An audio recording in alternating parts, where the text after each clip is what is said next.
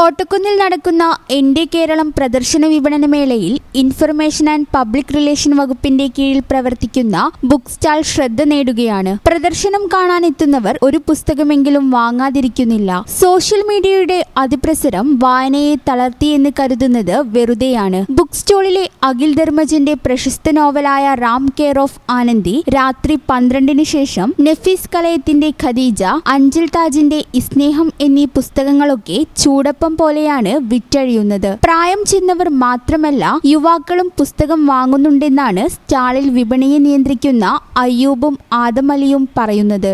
ഷംസുദ്ദീൻ മുബാറക്കിന്റെ മലപ്പുറം മനസ്സ് എന്ന പുസ്തകവും മുക്താർ ഉദരംപൊയിലിന്റെ ഉസ്താദ് എംബാപ്പെ എന്ന പുസ്തകവും നിരവധി ആളുകൾ അന്വേഷിച്ചെത്തുന്നുണ്ട്. കൂടാതെ സ്റ്റാളിലില്ലാത്ത പുസ്തകങ്ങൾ തപാൽ വഴി ആവശ്യക്കാരുടെ വീട്ടിലെത്തിക്കാനും സൗകര്യം ഒരുക്കുന്നുണ്ട്. മേളയിൽ എല്ലാ പുസ്തകങ്ങൾക്കും 10% ഡിസ്കൗണ്ടിലാണ് വിൽപ്പന നടത്തിയിരിക്കുന്നത്. കൂടാതെ ഇൻഫർമേഷൻ ആൻഡ് പബ്ലിക് റിലേഷൻ വകുപ്പിന്റെ നേതൃത്വത്തിൽ ഇറക്കുന്ന പുസ്തകങ്ങൾക്ക് 40% വിലക്കിഴിവും ഇവിടെ നൽകുന്നുണ്ട്. കേരളം കാലഘട്ടങ്ങളിലൂടെ തമസോമ ജ്യോതിർഗമയ, ഇരുട്ടിൽ നിന്ന് വെളിച്ചത്തിലേക്ക്, GP പിള്ള, മഹാത്മാഗാന്ധിക്ക് മാർഗദർശിയായ മലയാളി തുടങ്ങി പ്രശസ്തങ്ങളായ 16ഓളം പുസ്തകങ്ങളാണ് ഇൻഫർമേഷൻ വകുപ്പിന്റെ നേതൃത്വത്തിൽ വിലക്കിഴിവിൽ വിപണിയിൽ എത്തിച്ചിരിക്കുന്നത്.